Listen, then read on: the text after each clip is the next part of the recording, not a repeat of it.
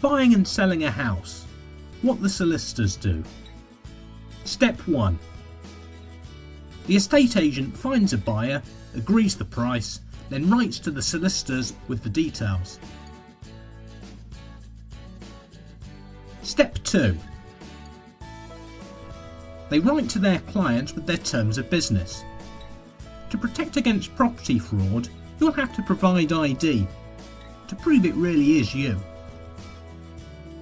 You may also have to show how you acquired the money, so it is clear it is not the proceeds of crime. Step 3. If you're selling, you'll get some property forms to fill in, giving information about the property, such as if you've had new windows, an extension, or flood problems. You'll also fill in a form confirming what items you'll leave at the property.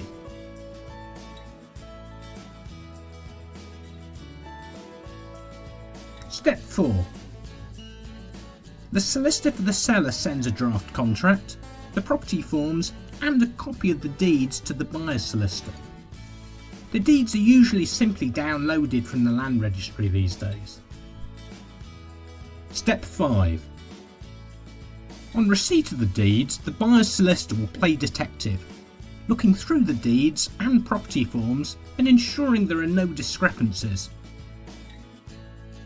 They'll also check for any necessary rights of way you have over neighbouring land, for example a shared drive or a shared back lane. Rights that neighbours may have over your property, for example a right to use a shared path. Private agreements in the deed that restrict you building things such as an extension.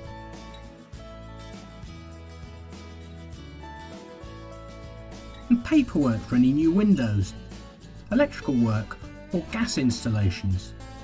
Inquiries are then raised with the seller's solicitor to iron out any discrepancies. Step 6. Next, there are 3 usual searches carried out by the solicitor. A local search, which reveals things such as building works done to the property. An environmental search, which reveals whether the property may be built on contaminated land. And a drainage and water search, which shows where the pipes run and confirms whether the property is connected to the mains. Step 7. The seller replies to inquiries.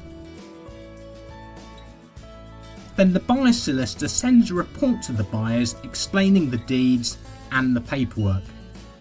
The buyers then sign the contract in readiness for exchange of contracts. Step 8.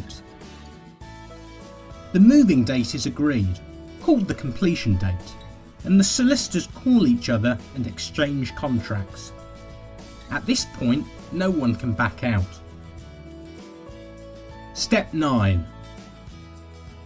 On the day the sale completes, the purchase monies are sent via the banking system. Once it arrives with the seller's solicitor, the estate agent is called to say that the buyer can have the keys. This is usually around midday.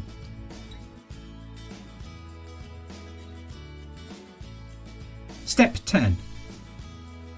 The seller's solicitor then repays any mortgage and also pays the estate agent. The buyer's solicitor will register the change of ownership with the land registry.